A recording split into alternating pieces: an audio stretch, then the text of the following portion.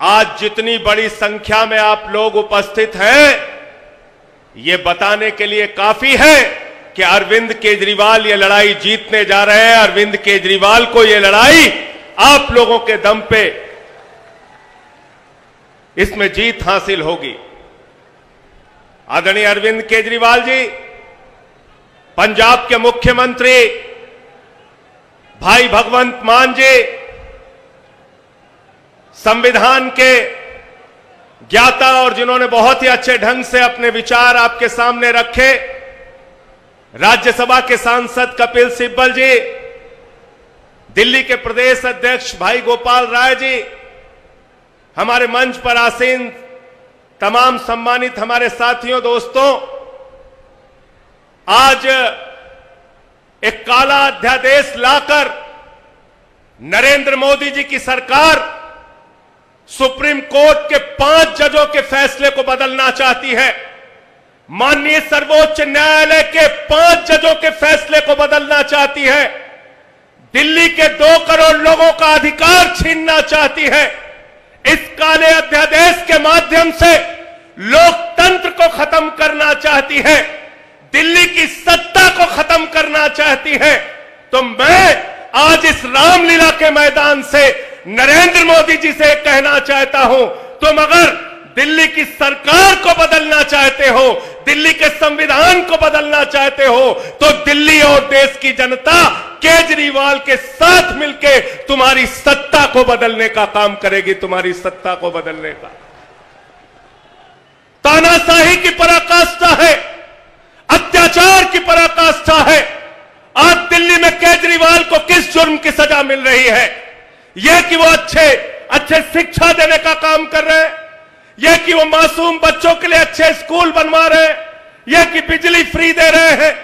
केजरीवाल को सजा इस बात की मिल रही है कि वो मोहल्ला क्लिनिक बना रहे हैं, बुजुर्गों को तीर्थ यात्रा दे रहे हैं, माताओं बहनों के लिए बस की फ्री यात्रा दे रहे हैं। देश में पहली ऐसी सरकार बनाई जब अमेरिका के राष्ट्रपति ट्रंप की पत्नी हिंदुस्तान आती है तो कहती है हमें केजरीवाल और मनीष सिसोदिया का स्कूल देखना है। 75 साल में यह काम करके केजरीवाल ने दिखाया। आज इस बात की सजा इनको मिल रही है। 49 विधायकों को हमारे पकड़ के जेल में डाल दिया। भाई मनीष सिसोदिया जी जेल में है, सत्येंद्र जैन जी बड़ी मुश्किल से जमानत पे बाहर आए, 36 किलो उनका वजन कम हो गया। साथियों, आप देखेंगे तो आंख से आंसू आ जाएगा। हमारे मंत्रियों को, हमारे विधायकों को, पार्टी के नेताओं को, अरविंद केजरीवाल को अपनी तानाशाही से दबाने का जो जुर्म नरेंद्र मोदी जी कर रहे हैं, इस काले अध्यादेश के माध्यम से मैं कहना चाहता हूं, आइए हम सब मिलकर इस सरकार के चेहरे को काला करने का काम करें। हम सब मिलकर इसके चेहरे को काला करने का काम करेंगे। साथियों और दोस्तों, ज्यादा लंबी बात नहीं करूंगा। आपको भगवंत मान जी को और आदरणीय अरविंद केजरीवाल जी को सुनना है। बस एक ही बात कहना चाहता हूं, पूरे देश के नेताओं से पिछले दिनों में अरविंद केजरीवाल जी ने मुलाकात की है, सबका समर्थन मिल रहा है। आज आप इतनी भारी संख्या में यहां पर इकट्ठा हुए हैं। पूरे देश में इस आंदोलन को बढ़ाना होगा, लेकिन कतई भी ये मंजूर नहीं है कि दिल्ली के 2 करोड़ लोगों का अधिकार छीना जाए। और इस अधिकार को अगर छीना गया तो सड़क से लेके संसद तक लड़ाई होगी। राज्यसभा में जब ये बिल आएगा तो इस बिल को सारी विपक्षी पार्टियों के साथ मिलकर गिराने का काम हम लोग करेंगे। राज्यसभा में ये बिल पास नहीं होने देंगे। बहुत बहुत शुक्रिया, बहुत बहुत धन्यवाद। इंकलाब। साथियों, आप सबको ये बात पता है, दिल्ली हमारे देश की राजधानी है। पूरे देश के अंदर जब भी कोई संकट पैदा होता है तो पूरा देश दिल्ली की तरफ देखता है। लेकिन दिल्ली के अंदर आज केंद्र सरकार ने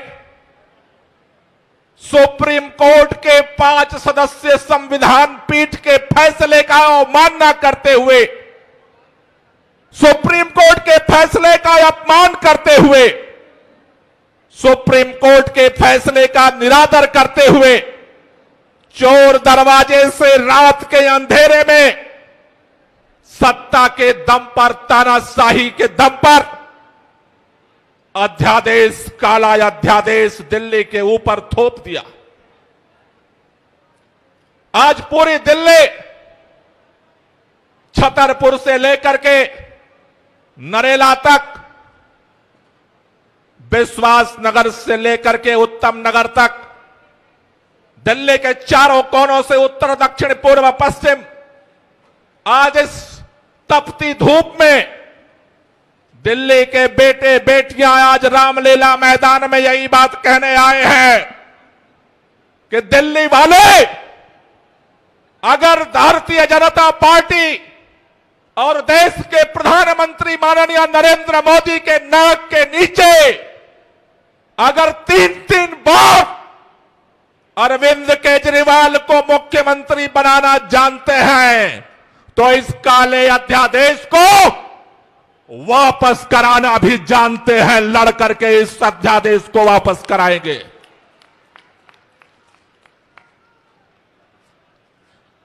भारतीय जनता पार्टी के लोगों से पूछो, आपने सुप्रीम कोर्ट के फैसले को क्यों नहीं माना?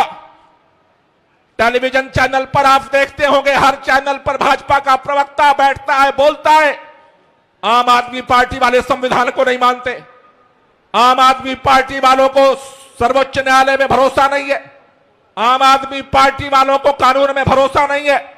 आम आदमी पार्टी वाले नहीं, आज पूरी दिल्ली रामलीला मैदान से भाजपा के सभी नेताओं से ये पूछना चाहती है, भाजपाइयों बताओ तुम्हें सर्वोच्च न्यायालय में भरोसा क्यों नहीं है?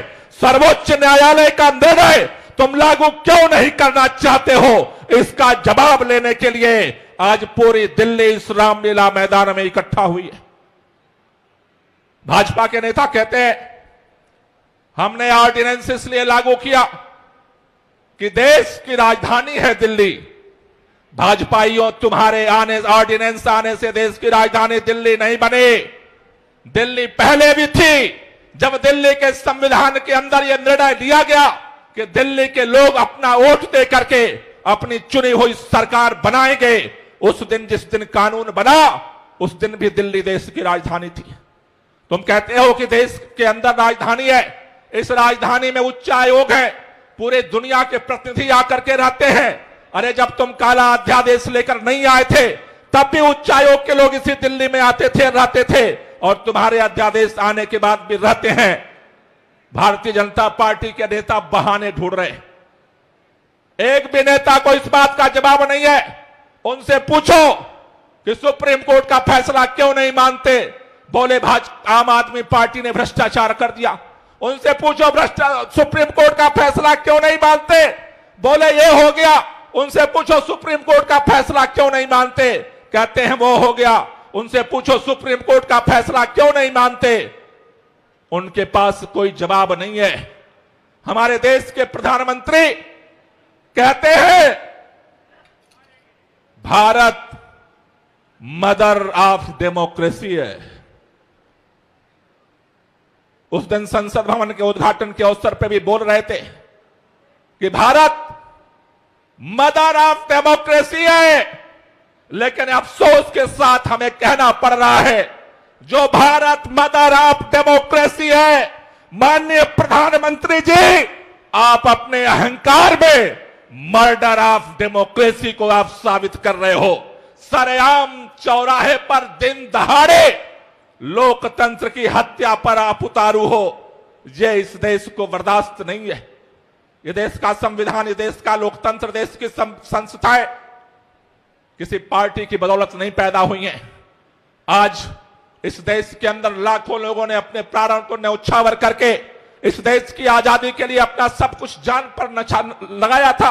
उस लंबी आजादी की लड़ाई के बाद इस देश को संविधान मिला, इस देश को लोकतंत्र मिला। इस देश के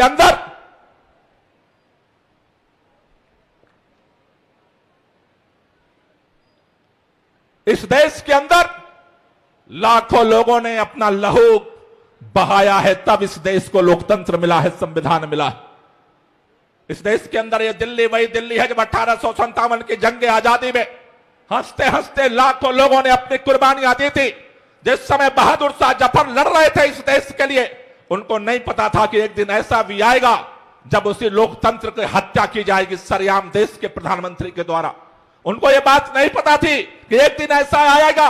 नाना साहब जब लड़ रहे थे, झांसी की रानी लड़ रही थी, तात्या टोपे लड़ रहे थे, बेगम हजरत महल लड़ रही थी, तो उन्हें नहीं पता था कि हमारी कुर्बानियों के बाद इस देश के अंदर आजाद हिंदुस्तान में एक दिन ऐसा आएगा जब लोकतंत्र का सरेआम, जिसके ऊपर संविधान और लोकतंत्र के संरक्षण संवर्धन की जिम्मेदारी है, वही देश का प्रधानमंत्री सरेआम लोकतंत्र की हत्या करेगा।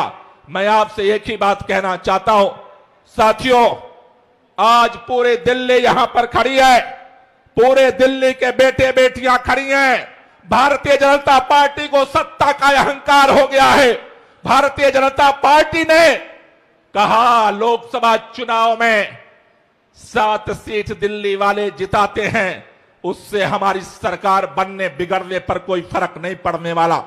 इसलिए सत्ता के अहंकार में काले ऑर्डिनेंस के माध्यम से भारतीय जनता पार्टी ने दिल्ली के मतदाताओं का, दिल्ली के लोगों के वोट की कीमत 0 कर दी है।